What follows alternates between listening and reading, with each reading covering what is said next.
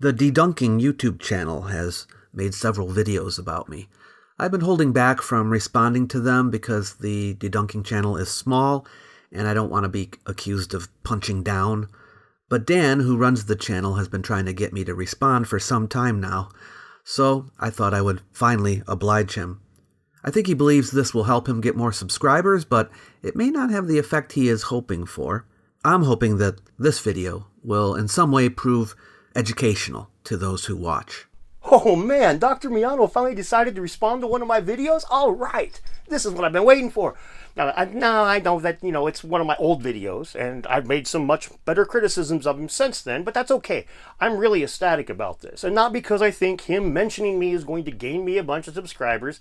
I told him that pretty much exactly over a year ago as well, when I had around 1,000 subscribers. I was like, hey man, there's no point to you responding to me. I get that. I won't think less of you because of it, because if you do, I gain subscribers, and you're yelling at somebody with 1,000 subscribers. It's a lose-lose for you. I get that.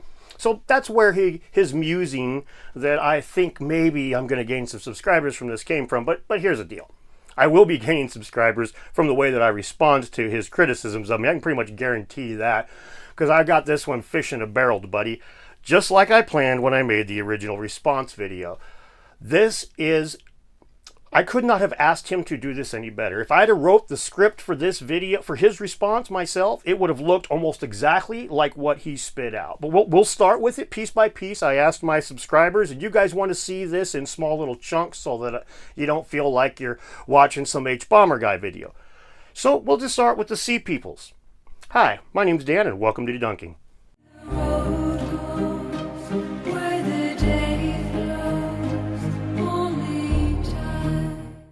Welcome to the Myths of Ancient History series, which looks at popular misinformation on YouTube and the internet. In this one, we will be looking at a video produced by the Dedunking channel, the mission of which, in its own words, is, quote, debunking erroneous claims against alternate history, unquote. Basically, it tries to debunk the debunkers. And since one of the things I am known for is making videos debunking various claims of alternative history, Dan Richards, the proprietor of the channel, has set his sights on me. Did you hear that? His series is on popular misconceptions, which means he thinks I'm popular and that I misconceive things. But I've never misconceived anything in my entire... Hell, I don't even know what misconceive means. But I do know one thing, is that you eliminated 2/3 of my about section when you reported that there. Let's look at the part you missed. Making videos about alternate history from the perspective of a skeptic. Debunking erroneous claims against alternate history. No aliens, no sonic pyramid power plants, no global communication crap, no woo. Now, was there a reason that you avoided mentioning that I don't believe in ancient high technology, Dave? Whenever I do make a video revealing popular misinformation, I encourage and invite responses from the makers of the videos I critique. Unfortunately, it is very rare for them to reply to me, and so a public debate never gets going. But Dan has stepped up to the plate on their behalf. This is not to say that he defends all alternative history. In fact, he mostly just defends his own version of it. But since he has directly called the truthfulness of some of my statements into question, let's see what he has to say. Well, in this video, I'll just defend my position proper, and you can attack my position, and we don't need any proxies, and we'll just go forward like that. But to address your question, basically, as to why I would do something like prop up somebody's position that has an inherent weakness, honestly, this is something that I think that science communicators like Dr. Miano completely miss the boat on. There's a term that debate bros have that's called steel manning an argument. And it's basically where you take an argument that has some inherent flaws and you just make it as good as freaking possible so that when you do attack it, there's two things. Number one, there's no stone left unturned. There's no place for the people that are defending that position to argue from. And two, you actually are effectual. You actually reach people. You show them that you've taken the time to consider their position properly and to actually make it as good as possible. You don't just go in there and go psh, psh, and shoot fish in a barrel. So this is why I take something like Ben's vases. Well, because I've got a very salient example right here. With Ben's vases, me and you both have made videos on this, Dr. Miano, and you attract the provenance, which, let's be very clear, any vase that's an ancient Egyptian vase, it's said to be an ancient Egyptian vase, that is in private hands will have issues with provenance, right? That's pretty clear, unless it's in like North Korea or some shit. Any place where they're going to repatriate the shit to Egypt, it's going to have iffy provenance. So it's an easy debunk on your part. You don't even have to do anything. You can pretty much phone it in. But when you ignore that part of it and you focus just on the measurements, then you actually reach the people that feel like you were just phoning it in, that feel like you're sidestepping the main issue because it actually looks like a tacit admission that those measurements are too good to be addressed. And that's where, well, I ended up with comments like this on my video. When I saw Ben's video, I was so impressed, mind blown in fact.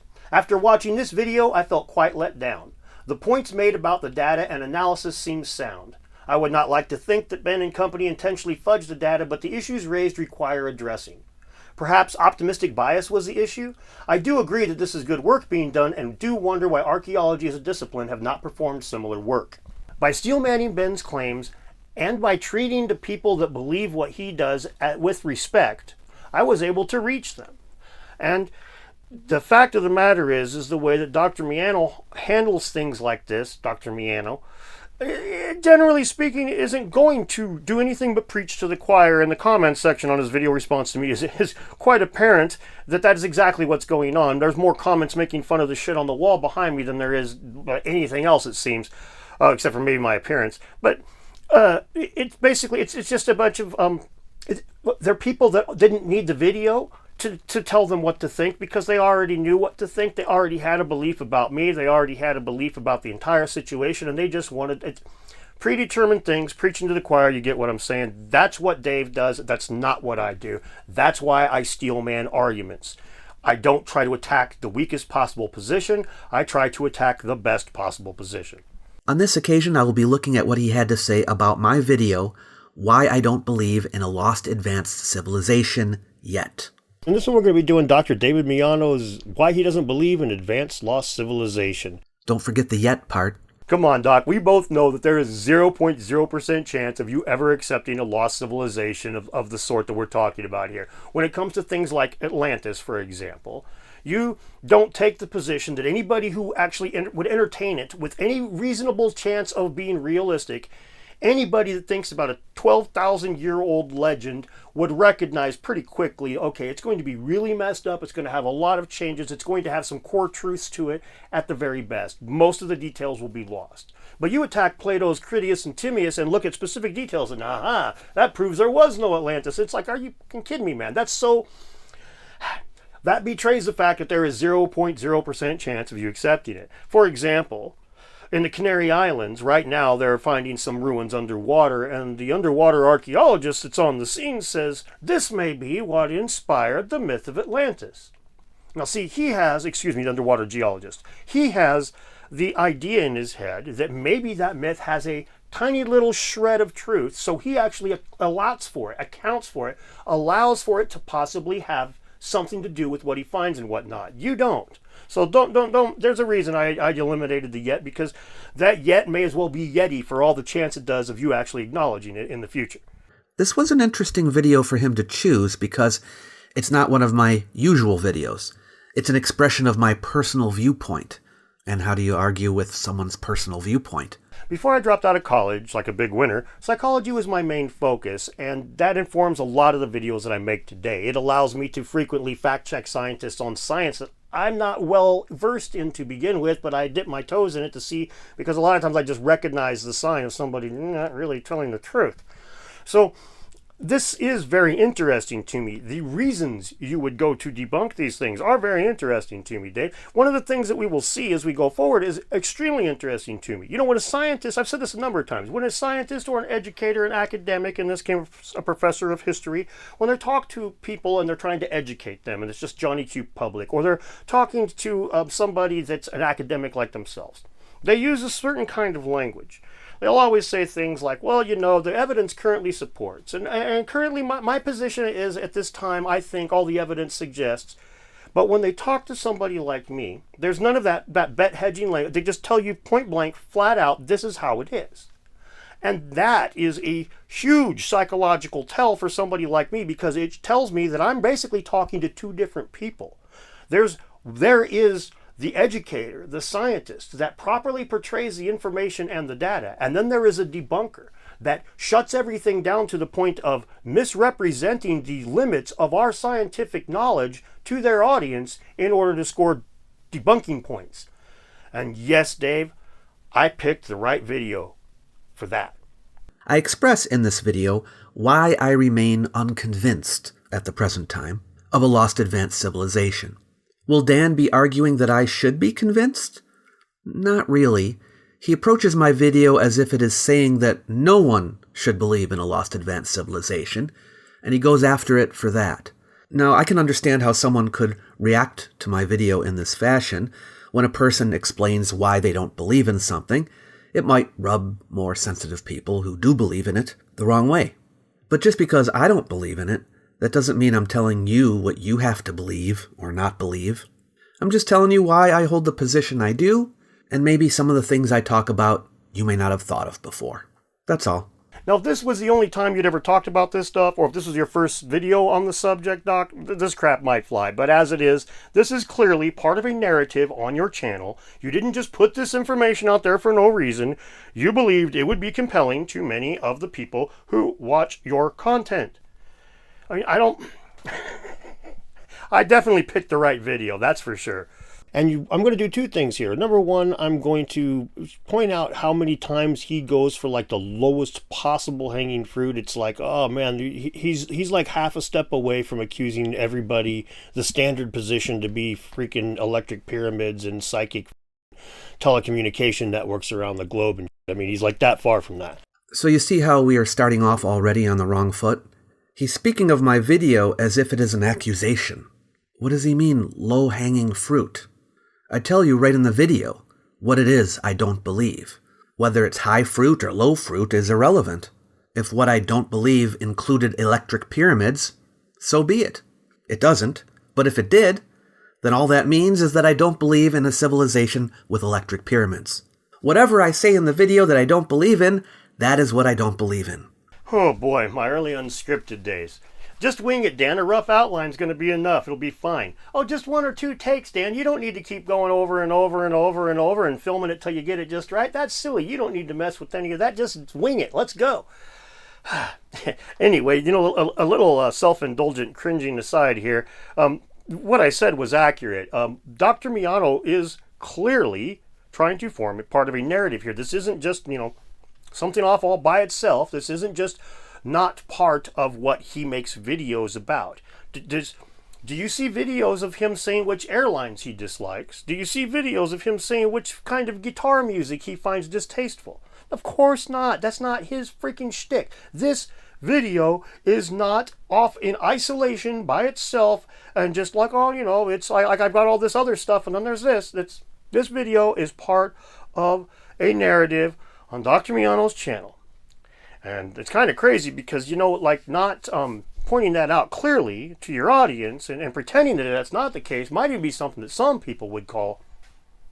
But what Dan is saying is that he thinks I misrepresent the standard position of what a lost advanced civilization is. There's a lot of variation out there, so I don't know if there is a standard position, but what I am talking about in this video is what I have encountered. I have been doing this for many years. I have critiqued dozens of videos from some of the most well-known alt history proponents, and I've replied to thousands of comments from alt history proponents as well. So this video is about what I have seen from my personal experience. Dan's experience might be different, but the original video is not about Dan. It's about the people who I have engaged with over the years. Well, that's close to what I was saying, but not exactly. I think you take the lowest hanging fruit, as it were, the easiest to attack positions, and use that to debunk more robust positions by conflation.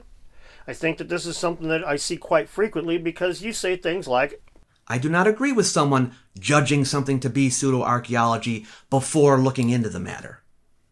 However, there are certain claims being made out there that have been shown to be based on pseudo-archaeology, and so when those claims get repeated, I don't think it's necessary for someone to reinvestigate the whole matter again just to make sure it is still pseudo-archaeology.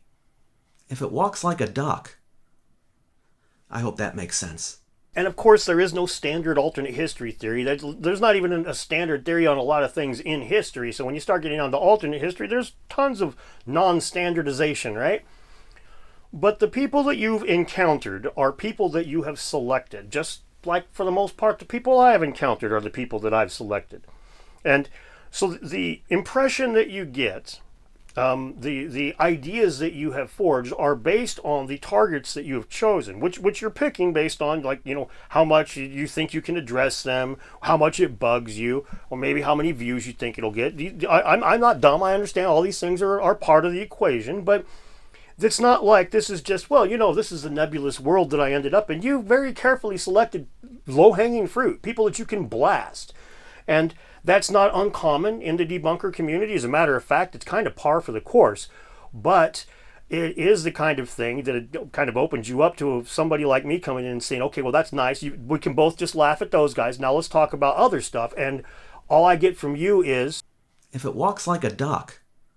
I mean, you didn't even choose to respond to me in any meaningful sense until I started getting a lot of traction with people that you've already been in conflict with for a while.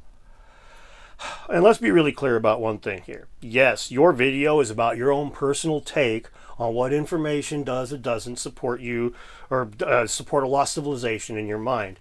And my video is about what I think about that. Okay? So, got that? But in addition to that, I'm going to highlight something I brought up a couple times in the past, but I'm going to kind of drive it home a little bit in this one. So you'll need to know who the Sea Peoples were again really quickly. They're a hypothetical group of people. We don't know for sure that they even existed, but they're pretty sure they existed. The archaeologists and people that study all that crap pretty much assume that they existed. The Egyptians wrote around them some. There's some other people I'm pretty sure that wrote around them a little bit. Nobody knows where they came from. We got no artifacts of them. We don't know what ethnicity they were. We don't know anything about them except for what was written down. We have literally no idea of anything else about them. So I'm going to use that a few times as a metaphor here. So if you hear Dr. Miano say Sea People when you think he might be supposed to be saying lost advanced civilization or something like that, you know why. All right, now enjoy the rest of the album. So here he brings into the conversation the Sea Peoples, whom he wants to use comparatively. But several things he said here are factually incorrect. The Sea Peoples are not a hypothetical group of people. We do know they existed, at least as well as we can know somebody existed. And we do have artifacts. First of all, we have contemporary documentation of the Sea Peoples, testimony from eyewitnesses who actually encountered them. And not just one or two accounts, several accounts from separate witnesses. We even have depictions of them in art made by people who saw them. Do we have eyewitness accounts of a lost advanced civilization? People who actually were there and could tell us about it? No. No primary sources whatsoever. This is where Dr. Miano misses my point. Well, not exactly, but he basically misses the thrust of it. And that's, to me, pretty hilarious because even though I made this video a long time ago, I was really, really hoping that if he responded to it, he would miss this point, and he did. The point to me bringing up the Sea Peoples is that they are debated about. They are a conflicted thing. For 150 years or so, over 150 years, they've been debated and argued about. And there are more robust consensuses than others, but there's no clear consensus. And that was why I brought it up. It's all reliant on a framework, a belief that the Sea Peoples existed and did all this stuff. With that belief intact, people like Dr. Miano and many before him will look for different cultures that may fit into the Sea Peoples, and then they try to weasel them into that framework. Much like the aforementioned thing where they were looking at off the freaking Canary Islands, and he says this may be what influenced the myth of Atlantis. He believes that the Atlantis myth may have had a kernel of truth, and he looks for something to fit that framework. Now, with the Sea Peoples, they get extremely tenuous with what they will say may or may not have been a Sea People. And the debates get really crazy because some of these guys are very evidence-driven and some of them not so much because they accept the framework. And that was the whole point of me bringing this up, but Dr. Miano missed that entirely, and he wants to just focus on primary sources. So let's start with the primary sources. Primary sources, that is to say first-hand written accounts of historical happenings, are what Dave is placing his faith in here. Now, we do in fact have writings from people who saw the sea peoples in action, which is pretty amazing, right? Totally proves they existed. Just like on October 13th, 1917, when over 70,000 people saw the Holy Mother Mary's fingerprints in the sky via the sun dancing and changing colors, and the sky just being weird, according to those 70,000 people, that proves that that happened, right? I mean, 70,000 primary witnesses, that's 70,000 primary sources of information. This event was both closer in time and has exponentially more witnesses than the Sea People's primary sources. Yet I can assume Dr. Miano, and most of my viewers, all agree this probably didn't happen. Primary source versus secondary source versus 1,000th secondary source has fuck all to do with it. Personal belief is why we reject this tale despite the numerous primary sources. Another great example, the 14th of April, 1561 in Nuremberg, Germany. The newspaper reported that several people had seen lights battling in the sky for hours until they grew tired and fell from the sky. Now, do you think Dave believes this is true because it's thousands of years closer to us in time and has primary sources? Or do you think he's going to think that it's bullshit? I think we all know the answer to that one, right? It's not about, the primary sources are important, don't get me wrong. And yes, we don't have primary sources for Atlantis or whatever. But even if we did, and this is what I'm getting at here, and this is why I picked his video, and this is why, again, I cannot be happier with the way he responded. Primary sources are not what dictates whether or not he believes in something. If we had things that were primary sources of Atlantis, he would discard them out of hand because of his predetermined beliefs. So my point here is his mind is what's blocking that. Even no matter what the evidence is, he will never erect a framework for a lost civilization like he has the Sea Peoples. That was my point of bringing the Sea Peoples up to begin with. Point that he completely missed. For the Sea Peoples, besides primary sources, we have actual archaeological remains. For example, one of the tribes of the Sea Peoples, the Luka, settled in southwestern Anatolia, and we have artifacts and remains from their culture there. This is pretty interesting because I know that the Luka and the Paliset are the ones that are most commonly identified. These are the Sea People tribes that they most often you will see academics say that they're pretty sure that that's what they are. However, even Dr. Miano says that he's pretty sure that's what they are when he's not addressing me. The Luka. The Luka were the first of the Sea Peoples mentioned in the ancient sources. Scholars believe they were most likely the Lycians of western Anatolia. Now, I've made this point before, but it's so clear right here that there's really no debate. Watch the difference between how Dave talks to people he's educating and people like me that he's debunking. Watch how he slightly differently represents our knowledge base. For the Sea Peoples, besides primary sources, we have actual archaeological remains. For example, one of the tribes of the Sea Peoples, the Luka. The Luka. The Luka were the first of the Sea Peoples mentioned in the ancient sources. Scholars believe they were most likely the Lycians of western Anatolia. Now, this subtle shift allows him to ignore the reason that I brought up the Sea Peoples to begin with. He can pretend that there is no need for a framework of the Sea Peoples to plug the Luka into. The Luka exists and the framework is hinged on them. It's pinned to the Luka. But that's not how it happened historically. Historically, they identified Sea People and then they've tried to flesh it out, and they think most likely these different groups are because so many people have studied this so hard for so long. They have made some headway through numerous chunks of paper, but they still don't know for sure. And this is really important to drive home because Dave tries to make it seem like we do know for sure. And that's not the case. Another group, the Paliset, settled in what is now the Gaza Strip, and we have found remains from their culture. All the things we need to establish their existence. So Dan is incorrect that we've got no artifacts. More of the same. Many scholars do believe the Paliset people were the Philistines, but not all scholars agree on that, and it is by no means a consensus. The Peleshet. Historians think the Peleshet were the ancestors of the biblical Philistines that settled in the Levant. They may have come from Crete, but it's not clear if they were indigenous to that area or immigrated there. Archaeologist, historian, and author Eric Cline, who specializes in the Bronze Age collapse and the Sea Peoples, has this to say about the paliset. The only one that we're pretty sure we know, and it was actually identified already by Champollion, the guy that deciphered hieroglyphics, is the paliset. Anybody care to take a guess who the paliset might be? Philistines. The Philistines. And in fact, the Bible says the Philistines came from Crete. So that would actually fit. So we may be able to identify where these people come from, but it's not for sure by a long shot.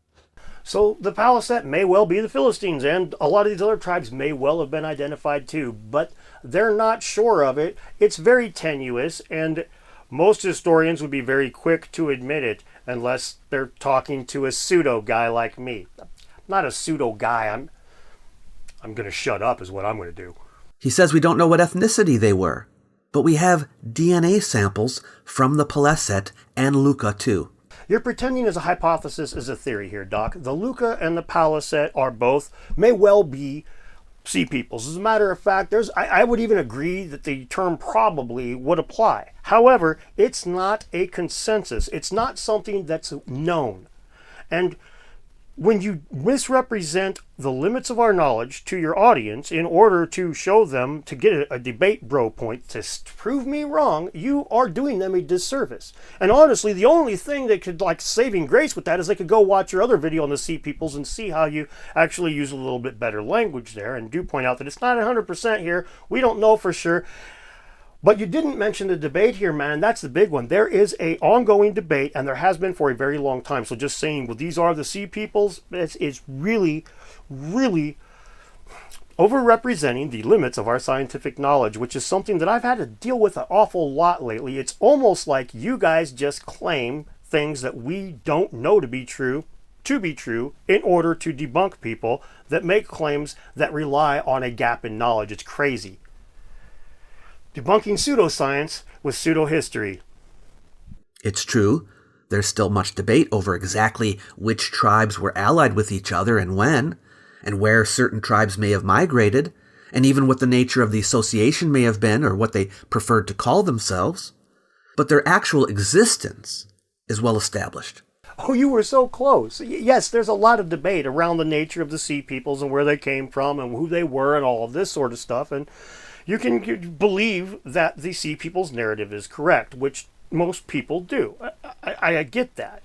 My point here, as I've mentioned a few times now, is the way that you treat it differently. You relax your standards of evidence considerably. You're going to tell me that we have artifacts for these people that are Sea Peoples, but were they found in Egypt and any of the raids? No, you don't have any of that. You have artifacts from a people that you have used linguistics to match them to. So you go 1,000 miles away and you're like, these people were Sea Peoples. We don't have any artifacts of them in Egypt, but we have artifacts of them, and since I believe they're Sea Peoples, they're Sea Peoples. That is an extremely tenuous, like very low standards of evidence. And then on the flip side, Atlantis gets extraordinary claims require extraordinary evidence. Those two things look the same. I don't really give a shit. I don't care. I'm not even going to entertain the possibility. And that's where I brought up the Sea Peoples. It's not to say that we don't know anything about them whatsoever. It's to say that you require so little information and so little evidence to believe something when you have a framework that you accept, even if that framework is based on 2 cellas, a handful of letters, and a couple of burnt cities with no artifacts to support the things that you claim to be fact. It's kind of funny how that works out. The difference between what we have to show that a lost advanced civilization in the last ice age existed, and what we have to show that the Sea Peoples existed, is not even in the same ballpark. Now, besides the primary sources, time is the big thing that separates these two beliefs, and anybody who entertains these kinds of things will have to accept that after 12,000 years, a legend or a myth is going to be changed a lot. The cargo cults in Southeast Asia inform us of this very well. They were people that the Americans visited during World War II, used their islands for airstrips, exchanged blankets and knives and stuff like that with them. And then 20 years later, our anthropologists came back and were blown away by the religion that had sprung up just into a couple of generations based around these American soldiers that had shown up. So that shows just how fast these legends can just get twisted all out of proportion and lose all kinds of details. But Dave will debunk a legend thousands of years old by specific details. Haha, not that flood, this flood. Gotcha. That just shows, no, ma'am, no. And then on the flip side, when we start to talk about the sea peoples, he's trying to portray our knowledge level as so high, when the reality of it is, we don't know for sure who any of the tribes were, and we probably never will know for sure who any of the tribes were of the sea peoples. And that's something that Dave would most likely admit to anybody he talks to, except somebody like me.